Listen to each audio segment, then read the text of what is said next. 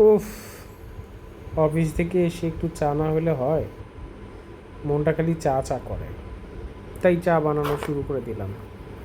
তবে চায়ের চা না, এটা আসলে আমি বানাবো নীল চা, যেটা আসলে অপরাজিতা ফুল দিয়ে তৈরি হয়।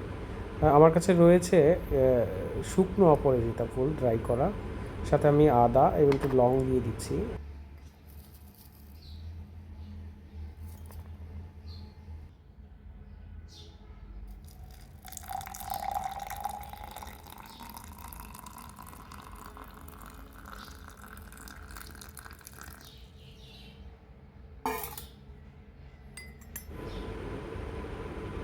এখন আস্তে আস্তে নীল রঙটা বের হওয়া শুরু করে দেবে।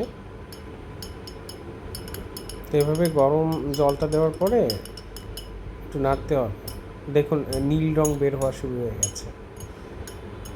সো নীলটা অনেক গাঢ় নীল হওয়ায় মনে হচ্ছে যে নীল নয়, কালো রং হয়ে গেছে। অ্যাকচুয়ালি কালো না, বেশি নীল হয়ে গেছে, আমার ফুলের পরিমাণ ছিল বেশি। সো এইরকম দেখতে হয়েছে।